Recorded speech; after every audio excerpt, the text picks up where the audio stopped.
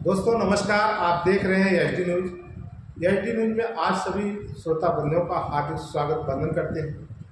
आज हम आपको एक ऐसे शख्स, एक ऐसे नेता से मिलाना चाहेंगे जो कम उम्र के जिला पंचायत चुने गए थे और उनका नाम है विजय यादव। मैं आपको पहले एक बार उनका पूरा परिचय बता देता हूं और फिर मैं भैया से बात करूंगा, नेताजी से बात करूंगा कि वो अपना परिचय आपको देंगे। समाजवादी पार्टी के राज्य कार्यकारिणी उत्तर प्रदेश के सदस्य रह चुके हैं।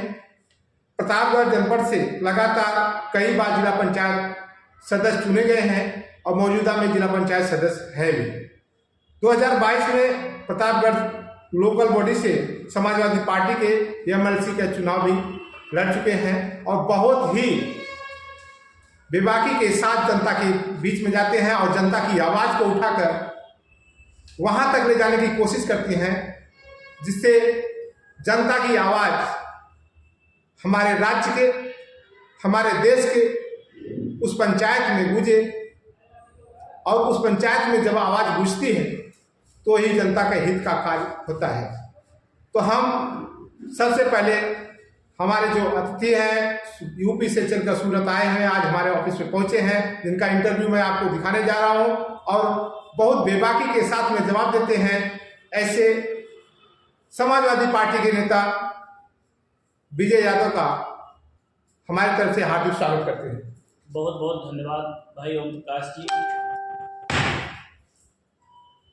आपका आभार कि आप गुजरात के सूरत जैसे शहर जो टेक्सटाइल और डायमंड में हिंदुस्तान में एक परचम लहरा रहा है, ऐसे जमीन पर हमारे उत्तर भारतीयों के साथियों के बीच आप सूरत दीपोत्सव न्यूज के जो ब्यूरो चीफ भी हैं और एचडी न्यूज चैनल के साथी हैं, आपने हमें अपने कार्यालय में बुलाने का काम किया। मैं व्यक्तिगत रूप से सबसे पहले आपका आभार व्यक्त करता हूँ।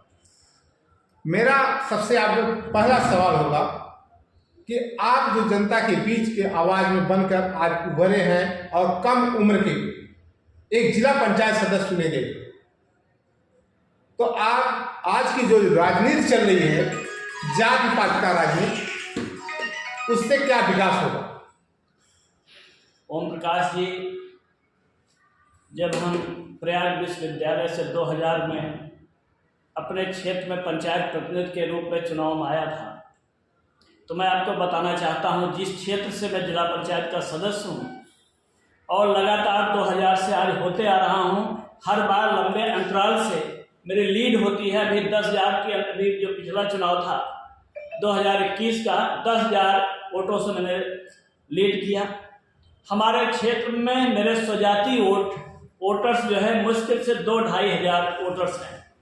मैं समझता हूं आज अगर सही मामले में आप जमीन पर काम करेंगे, कहते हैं, तो कहीं भी जात धर्म बाधा नहीं। और आज जो देश में, प्रदेश में एक माहौल बनाया जा रहा है जात को लेकर के, धर्म को लेकर के, और ये कुछ आज जो भी देश में और प्रदेश में सरकारें हैं, इन्होंने सीधे सीधे जातियों में और धर्म में बंटवारा करके सत्ता पे काबिज हो रहे हैं। लेकिन मैं समझता हूँ मेरे देश की जो पहचान है, जो हमने सीखा है कि बचपन से पढ़ाई के समय में हमारी जो संस्कृति रही है वसुधैव कुटुंबकम की रही, पूरी वसुधा हमारी एक है।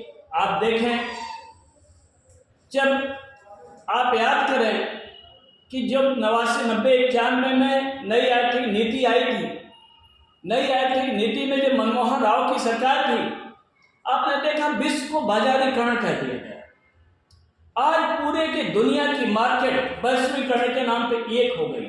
हम बिजनेस करने के लिए पूरी दुनिया को वैश्विक गांव में तब्दील कर रहे हैं, वहीं शासन करने के नाम पे, शोषण करने के नाम पे हम जात और धर्म में उलझाए जा रहे हैं। मेरा सबसे आपसे दूसरा सवाल यह है कि जब हमारे देश के प्रधानमंत्री और राष्ट्रपति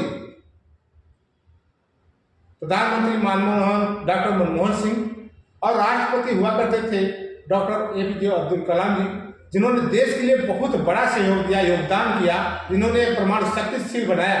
उस समय किसी को हिंदू मुसलमान का खतरा नहीं था, जबकि दोहा जो स्थायी जगह है वहाँ पे एक सिख एक मुसलमान, तो कोई खतरा नहीं। आज क्यों खतरा लगता है? ओम प्रकाश जी, मैं यही कहना चाहता हूँ कि हमारे देश के सिख प्रधानमंत्री थे और राष्ट्रपति मुस्लिम थे, लेकिन पूरे देश में देश की आर्थिक स्थिति को कहां से कहां ले जाकर के प्रधानमंत्री ने किया। देश को एटम बम देने का काम किया गया, लेकिन तब कोई हिंदू पर खतरा नहीं था। आज कुछ लोग, कुछ ऐसी शक्तियां हैं जो मैं समझता हूँ पूरे नेशनल मूवमेंट में, आप पूरा स्वतंत्रता आंदोलन के इतिहास में इनका कहीं भी इतिहास में नाम नहीं है। ये कभी भी अपने यहाँ राष्ट्रीय ध्वज इनके यहाँ कभी फहरा ही नहीं।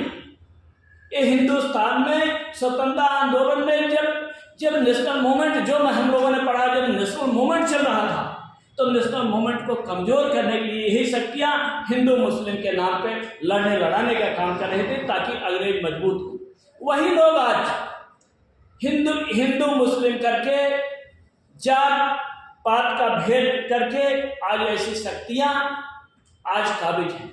जब अपने देश का, भारतवर्ष का प्रधानमंत्री राष्ट्रपति दोनों हिंदू हों, तो वहाँ पे हिंदू मुसलमान होता है, तो क्या लगता है कि जब हमारे देश का मेन पोस्ट, मेन जगह किसी और के हाथ में तो कोई नुकसान नहीं, तो ऐसे समय में क्या करना चाहिए? आप समझें, हम समझते हैं केंद्र में बीजेपी की, माननीय प्रधानमंत्री नरेंद्र मोदी जी की, क्या इनके पास कोई राजनीतिक का मुद्दा नहीं बचा? मैं आपसे ओम प्रकाश जी कहना चाहूँगा कि देश के प्रधानमंत्री नरेंद्र मोदी जी का कार्यकाल तीसरा है। हम समझते हैं 12 वर्ष हो चुके, हमारे यहाँ 7 साल हो गए हैं स्टेट में, उत्तर प्रदेश में। आप बताइए, अभी भी आप खतरा बना हुआ है? आप अभी भी आप मुसलमानों से डरा करके वोट लेना चाहते हैं? ये संकीर्ण मानसिकता है। ये इंसान और इंसानियत में विभेद करने वाले लोग हैं, और समाजवादी पार्टी इसका हमेशा विरोध करती रही। समाजवादी पार्टी का मानना है हिंदू मुसलमान इंसान की 2 आंखें हैं। हमारी जिस तरह से गंगा जमुनी तहजीब है, जो संस्कृति है, वसुधैव कुटुंबकम की संस्कृति है, उस पे हम लोग धर्मनिरपेक्षता जो हमको भारत के संविधान में बाबा साहब ने दिया है, हम संविधान को मानने वाले लोग हैं। और निश्चित तौर से आज ये लोकतंत्र को, जिस तरह से लोकतंत्र की हत्या कर रहे हैं, आने वाला समय बहुत जल्दी आएगा, ऐसी शक्तियों का नेस्तनाबूद होंगे। इतना ही नहीं, आज प्रधानमंत्री ने कहा था कि हर साल मैं 2 करोड़ नौकरी दूंगा, और मैं समझता हूँ करोड़ों नौकरियां हर साल जो है खत्म कराई जा रही हैं, प्राइवेटाइजेशन किया जा रहा है। कोविड के समय में आपको एक वाकया बताना चाहूँगा। कोविड के समय में मुझे किसी विशेष काम से अहमदाबाद आना पड़ा। जब मैं लखनऊ चौधरी चरण सिंह एयरपोर्ट पे पहुंचा, जैसे एंट्री कहता हूँ, उस पर लिखा गया था अडानी पोर्ट पर आपका स्वागत है। मैंने देखा कि ये कब से अडानी साहब का पोर्ट हो गया। जब मैं अहमदाबाद उतर रहा हूँ, लैंड करने के बाद निकल रहा हूँ, तो वहाँ देख रहा हूँ कि वहाँ भी अडानी पोर्ट पर स्वागत। जब पूरा देश कोविड जैसी महामारी से ग्रसित था, ये लोगों ने एयरपोर्ट को भी बेचने का काम किया। ये ऐसे लोग हैं, लेकिन अब धीरे धीरे इनका चाल और चरित्र आम आवाम, यहाँ का किसान, नौजवान, मजदूर, छात्र समझ चुके हैं। अब आने वाले समय में आपने देखा नहीं, ये 400 पार का नारा दे रहे थे, 240 पर रुक गए। वो भी कितनी बेईमानी हुई। हमारे उत्तर प्रदेश में मैं आपसे बताना चाहता हूँ कि लगभग 10 सीटें ऐसी थी कि इन्होंने बेईमानी से देर रात तक काउंटिंग करा करके अपने जिलाधिकारी के माध्यम से जीतने का काम किया। नहीं तो बहुत बुरी स्थिति इनकी थी, और भी प्रदेशों में इस तरह इन्होंने किया। इसलिए यहाँ की जो आम आवाम है, इंसाफ पसंद आम आवाम है, वह इस सरकार से, लोकतंत्र की हत्यारी सरकार से, भारत के संविधान में न विश्वास करने वाली सरकार से उब चुकी है। निश्चित तौर से आने वाले समय में इनको मुंहतोड़ जवाब दे करके इस हटाने का काम करेंगे। लोग तो ऐसा कहते हैं कि सपा की जब सरकार थी तो बहु बेटियों को बाहर निकलना मुश्किल था, अभी तो आधी रात को बाहर घूमे कोई फर्क नहीं पड़ता है। ऐसा है, आप भी उत्तर प्रदेश के रहने वाले हैं, मूल निवास आपका भी उत्तर प्रदेश है। हमारे माननीय राष्ट्रीय अध्यक्ष जब मुख्यमंत्री हुआ करते थे, इतने संवेदनशील हैं, पहले व्यक्ति हैं कि महिलाओं के लिए हेल्पलाइन 1090 अगर बनाने का काम कोई किया तो माननीय अखिलेश यादव जी ने किया। इतना ही नहीं, जब छोटे छोटे किसान गांव के लोग लड़ाई करते थे, फोन करते थे, थाने तक नहीं जा पाते थे, उनके लिए देश की सबसे लेटेस्ट टेक्नोलॉजी लाने का 100 डायल की जो पुलिस की व्यवस्था, जो गांव गांव घूमने की व्यवस्था माननीय अखिलेश यादव जी ने किया है। इतना ही नहीं, आप आगरा लखनऊ एक्सप्रेस हाईवे आप देख लीजिए, जिसमें प्रधानमंत्री कितने हरकुलिस जैसे लड़ाकू विमान को उतारने का काम किया। ऐसा मिसाल इनकी इस तरह के एक्सप्रेस हाईवे का आज तक नहीं मिलता।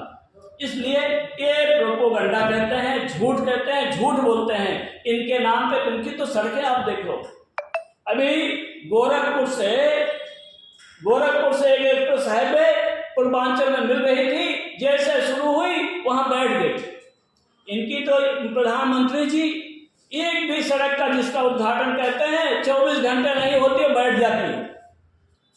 इसलिए इनको विकास से नहीं मतलब है, इनसे शिक्षा से कोई मतलब नहीं है, शिक्षा का पूरी बाजारीकरण कर रहे हैं। इसलिए आज प्रबुद्ध जनता और आम आवाम, किसान, नौजवान समाजवादी पार्टी की तरफ देख रही है उत्तर प्रदेश में, और आने वाले 2027 में आपको विश्वास दिलाना चाहता हूं। और यहाँ के गुजरात, सूरत के उत्तर भारतीय हैं, मैं यहाँ ये भी बताना आपसे चाहता हूँ कि हिंदुत्व की बात करते हैं, हिंदुस्तान की बात करते हैं। मैं तो यहाँ आया हूँ, सूरत में देख रहा हूँ उत्तर भारतीयों के साथ यहाँ का पुलिस प्रशासन के लोग सौतेला व्यवहार कर रहे हैं। ये कैसे बात करते हैं पूरे हिंदुस्तान और हिंदुस्तान की? ये इनको कहीं भी किसी से नहीं, ये जातवाद, क्षेत्रवाद, धर्मवाद, इनके पास यही एजेंडा है। दुनिया कहाँ मंगल ग्रह पे घर बनाने की योजना हो रही है, आप अभी अटके पड़े हो जात और धर्म में।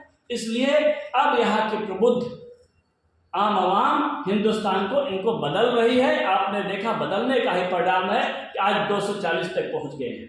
लोग तो यहाँ तक आरोप लगाते हैं समाजवादी पार्टी को, बाबा जी का जो कार्यकाल में विकास हो रहा है देख नहीं पाते, इसलिए बुराइयां करते हैं। अच्छा, आप उनसे पूछिए कि बाबा जी ये काम अपना, ये 7वां साल है, ये काम बता दे, एक काम बाबा जी बताएं कि उन्होंने किया है। पूर्वांचल एक्सप्रेस, उसका डीपीआर से लेकर माननीय राष्ट्रीय अध्यक्ष समाजवादी सड़क, पूर्वांचल एक्सप्रेस का पूरा डीपीआर सब कुछ राष्ट्रीय अध्यक्ष जी के मुख्यमंत्री काल में बना। एक काम वो बताएं कि उन्होंने जनता के लिए किया हो। एक नौकरियों की क्या स्थिति है? 69,000 शिक्षक भर्ती घोटाला, 20,000 लड़के पिछड़े दलित पिछड़े वर्ग के आज भी रमाबाई मैदान में धरने पे बैठे हुए हैं, उनको ये न्याय नहीं दे पा रहे हैं। ये सामाजिक न्याय के विरोधी हैं, ये पिछड़ों के विरोधी हैं, दलितों के विरोधी हैं, अल्पसंख्यकों के विरोधी हैं। आज इनके एक कैबिनेट मंत्री खुद ऐसे कर रहे हैं कि 69,000 शिक्षकों को शिक्षक भर्ती में पिछड़ों के साथ न्याय नहीं हुआ। तो आप इसको इनको कहीं भी एक गुमराह करके एक खत्म करना चाहते हैं, और ये भी करना चाहते हैं कि जब प्राइवेट सेक्टर में दे देंगे इनको नौकरी, पिछड़ों को, दलितों को, पीडीए के साथियों को न देना पड़े। ये भी साजिश इनकी चल रही है। उनका ये भी तो आरोप रहता है कि समाजवादी सरकार जब सत्ता में थी तो जो पोस्ट है सबसे ज्यादा वो जातिवाद की भर्ती करती थी, या तो ही ज्यादा भर्ती। मैं कह रहा हूँ कि ये तो सदन में कई बार बात आ चुकी है, और माननीय राष्ट्रीय अध्यक्ष जी नेता प्रतिपक्ष के रूप में उठा चुके हैं हमारे पार्टी के लोग। अब आप तो 7 साल से सत्ता में हैं, वो लिस्ट दिखा दो। आप लिस्ट क्यों नहीं ओपन करते? कि लोक सेवा आयोग की जो भर्तियां हुई उसमें कितने यादव हैं, क्यों नहीं दिखाते? आप प्रोपोगंडा फैलाते हो, झूठ बोलते हो, और एक पिछड़े दलित के लोग समझ गए हैं। आज पूरी यूनिवर्सिटियां, जितने यूनिवर्सिटियां हैं उनमें कुलपति, प्रोफेसर, किसकी भर्ती हो रही, कौन लोग हैं? जिले के डीएम की देख लीजिए, एसपी की देख लीजिए, जिले के थानेदारों को देख लीजिए, आप कौन लोग हैं? क्यों नहीं जवाब देते? ये जातवादी लोग हैं। हम तो समाजवादी पार्टी कहती है कि आप प्रोपोगंडा करते हो कि एक जात के लोग लगे, हम कहते हैं आप जातिगत जनगणना करा लीजिए। जातिगत जनगणना समाजवादी पार्टी चाहती है, और जातिगत जनगणना में हो जाएगी अपने आप, जिसकी जितनी संख्या होगी उसको हिस्सेदारी मिलेगी। हम तो ये बात कहते हैं, क्यों नहीं तैयार हो रहे हैं बीजेपी के लोग? अगर हम लोगों ने एक नौकरी ले लिया तो एक जनगणना करा लें, क्यों नहीं कराते? इस पे क्यों चुप्पी साथ बैठे? दोस्तों देखिएगा, हमारे साथ में सपा नेता विजय यादव थे, जो मौजूदा जिला पंचायत सदस्य हैं भी, और सबसे कम उम्र के जिला पंचायत सदस्य चुनने का इन्हें जो मौका मिला था, इनके जो क्षेत्र के जनता थी बहुत ही प्यार के साथ में इनको कम उम्र का जिला पंचायत चुने। अगर कोई व्यक्ति जनता के बीच में कार्य करता है तो ही जनता उस पर भरोसा करती है। मैंने अभी पहली मुलाकात, एक छोटे से सवाल, फिर मुलाकात होगी और हर विषय पर ऐसे ही चर्चा करके आप तक पहुंचाते रहेंगे। तब तक के लिए जय हिंद, जय भारत। बहुत बहुत धन्यवाद ओम प्रकाश।